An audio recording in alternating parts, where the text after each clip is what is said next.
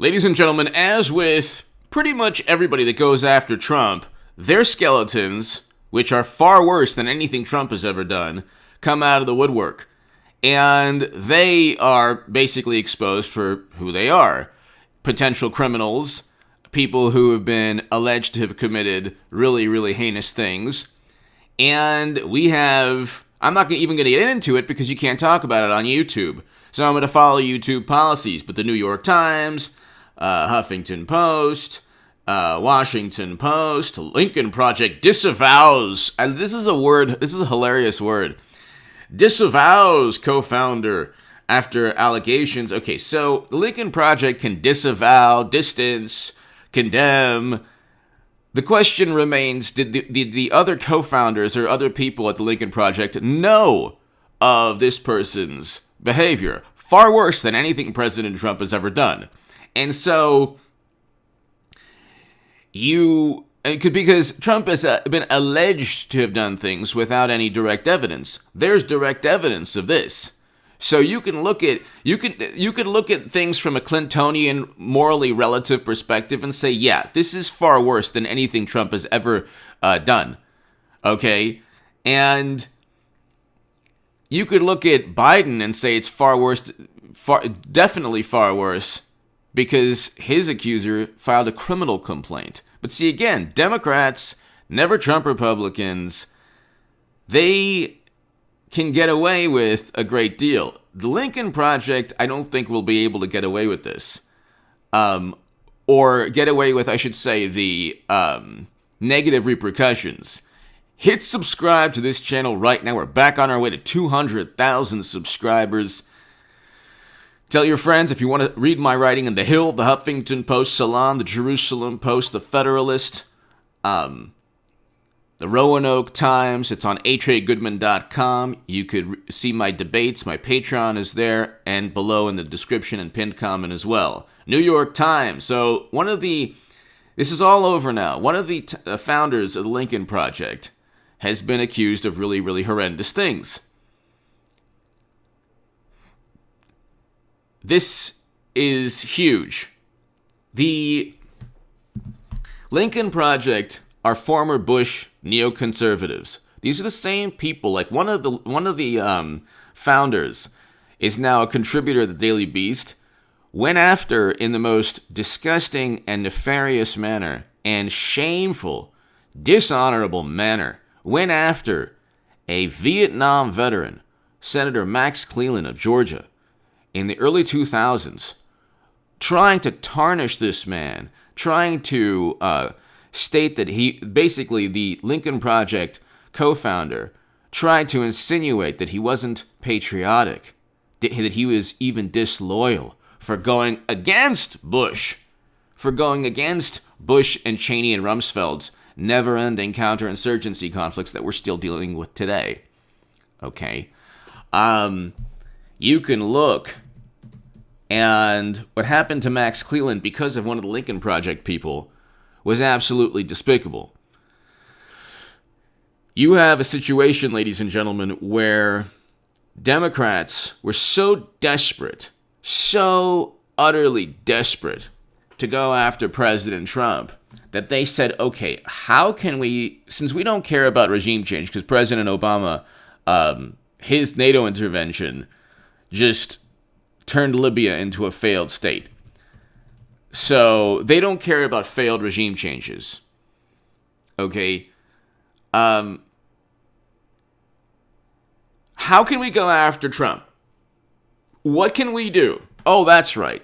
We'll allow former Bush-era political operatives who pushed us into Iraq and Afghanistan, who literally went after, in the media, Vietnam heroes, Vietnam veterans,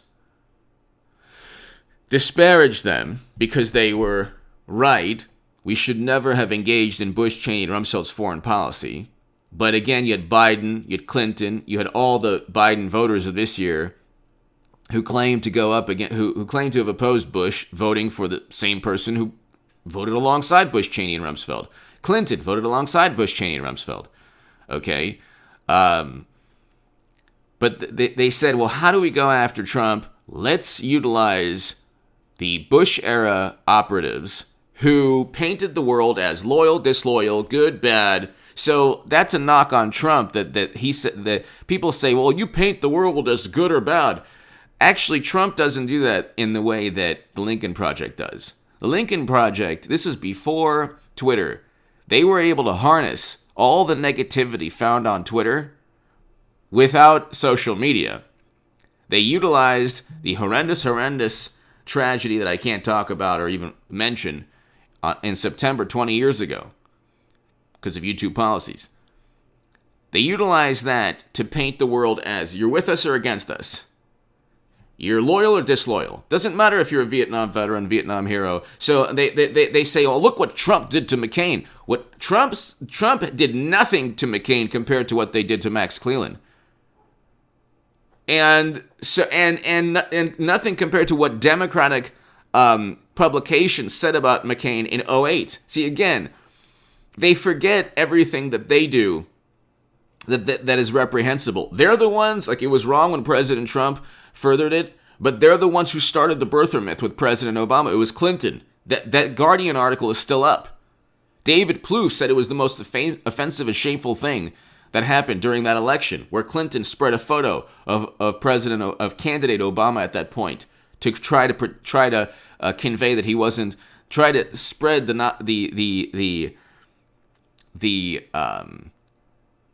notion that he wasn't born in the country. That started from Clinton, okay? Going after Vietnam heroes, Vietnam veterans, that started from the Lincoln Project. Or that started 20 years ago from the Lincoln Project. So everything that they're outraged from now with Trump, the Republicans or establishment Democrats engaged in worse tactics. These people have zero moral high ground. This is the problem here. This is the biggest problem in the world. You have good liberals who care about climate change and care about the environment and what you say online, and they care about fighting racism. That's all very, very good, but they don't mind retweeting or listening to the Lincoln Project on MSNBC or reading a Lincoln Project founder's article on the Daily Beast. He published the Daily Beast. They don't care because they think all Republicans are the same. Most Democrats don't understand. See, I used to be the biggest Bernie Sanders booster on the internet, according to the Huffington Post, the unofficial scribe of Sanders' most hardcore voters, according to the Washington Post. Bernie Sanders voters despise the Lincoln Project. The average Bernie Sanders voter is the biggest adversary of the Lincoln Project. That's one of the reasons. Okay, I support President Trump because I oppose the Lincoln Project. It's one of the main reasons.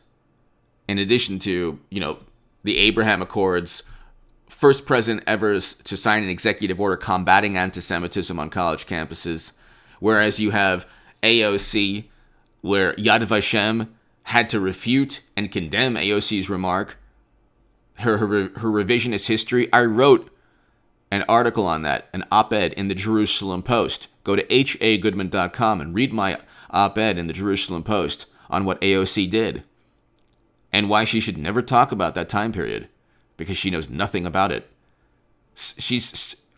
Her statement was so ignorant that Yad Vashem in Jerusalem had to say, no, learn more about the topic. Read the tweet. I can't even really read it because of YouTube policies. But you have a situation, ladies and gentlemen, where Democrats have every conceivable possible advantage. Every conceivable possible advantage that would evaporate in a moment if Republicans finally accepted that they were a populist political party that kicked Bush to the curb and did away with regime change and never-ending counterinsurgency conflicts.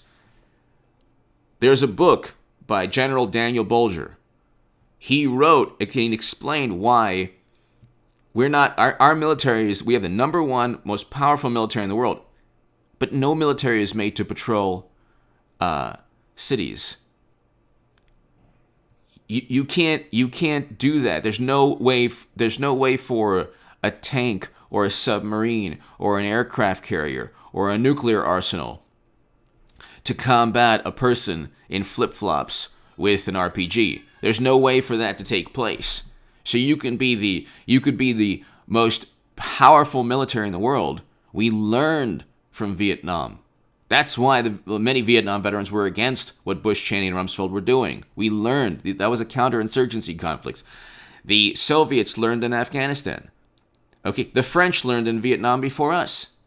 And so, and other powers, a great many people learned that you cannot, Napoleon, Alexander the Great, you just cannot, if you conquer a territory, you can't just stay there and try to rule it forever. It's not going to happen. Or at least try to impose your political reality. It's not feasible. Nobody can do that.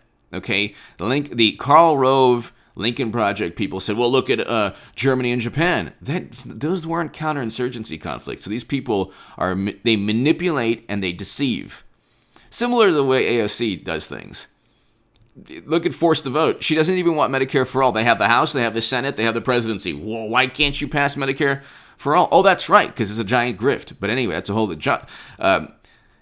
okay, I'm not on the left, but Jimmy Dore is a hero for exposing exactly who these people are. Giant grip. They get tens of millions from venture capital, $20 million from venture capital funding one very popular YouTube person, a YouTube channel.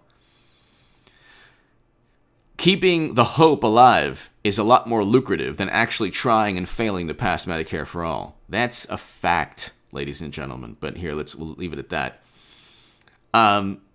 Trump isn't even in office, and he's already defeated them, because the skeletons that they have are worse than anything Trump didn't push for Iraq. The rebuttal is, well, he said he was for it. No, again, they twist his words. He said, well, if you get into it, something like if he was against it, but if you get into it, he wanted to win, something like that. But he didn't look at the failed intelligence reports. I mean, you have the entire Democratic Party, establishment Republican, never Trumper apparatus here. Intelligence reports that were bogus and false. So they failed with WMD. They implemented regime changes, didn't work out. Okay, President Trump ended the war in Afghanistan officially. We now have to remove Americans. Tucker Carlson was talking about that. The left says, well, if Tucker Carlson talks about it, it's not a good thing to talk about. They're completely, the left is completely warped. They're not about morality, okay? They're about feeling morally superior. So they can never, that's why when Ted Cruz goes to AOC, hey, let's defend Redditors, she says, well, you try to ruin my life. And it's like, well, why don't you file a criminal report against Ted Cruz? Oh, that's right, because you're just engaging in emotional hyperbolic nonsense. AOC should file a criminal report if she truly believes that Ted Cruz tried to, do what she accused him of doing at the Capitol. She should file a criminal report. The Lincoln Project should file a criminal report against President Trump or the mayor of D.C., the attorney general of D.C. Now the Lincoln Project is suing Trump for what Rudy Giuliani said. It's like, what? That was Rudy Giuliani who said that. It wasn't Trump. They're like, well, we're just going to add Trump also. It's like when the DNC sued Russia. They sued Russia. This is what got me to be a Trump supporter. That's the day when they sued Russia, WikiLeaks, and Trump. I said, that's it. I'm no longer on the left anymore. That is actually the day. So I'm not very well known, but for the people who say, well, what was the final straw that broke, H.A. Goodman's back when it came to being on the left? The day that the DNC sued the entire planet because they lost, and and Democrats never accepted, they tried to reverse the outcome. They did worse than what Trump. I said, I'm not on the left anymore. And you know what? Trump is a good president. Okay? He just, God bless him, needed to tone down. Like, he should never. Here, people say, well, in my last segment, that's wrong, H.A., I disagree with you. No, he should never have insulted LeBron James. He should never have insulted NFL athletes. President Trump was wrong on certain things. Okay, here's why. He should never have insulted, people that went after him when he was president. Here's why, ladies and gentlemen. Here's why. There's a job description. I rate and judge presidents based on achievement. First president to step foot in North Korea. We had record low unemployment for most of Trump's tenure. The pandemic wasn't his fault.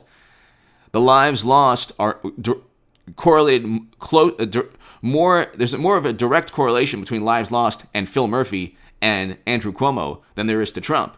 Okay? It's the governor that really runs the state, not Trump.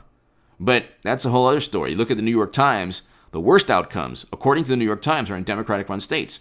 But, ladies and gentlemen, there are things we need to learn. President Trump, when he comes back, when he continues to revamp the Republican Party,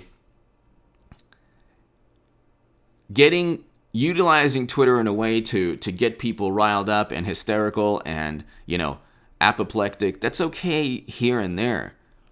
The job description of president, though, even if they're going after him, even if they're the most duplicitous, nefarious, nasty people, that's okay. Because, God bless him, Trump signed up for the job. And so, yeah, it's true, they never treated him as a president. It's true, they didn't deserve any olive branch or any type of national dialogue or discourse. But for the country's benefit, there should have been a dialogue and discourse, even when they were trying to go after him, even when the Republicans were trying to go after him. And it would have helped him. It would have helped him because his achievements would have been elevated and amplified, and people would have, there are so many achievements that he was able to accomplish that now even the liberal historians will try to just sweep under the rug. More conservative historians will say, hey, look, you know what? This was being the first president to step foot in North Korea. You have Moon Jae-in telling Biden now, I want to continue what Trump built in terms of détente.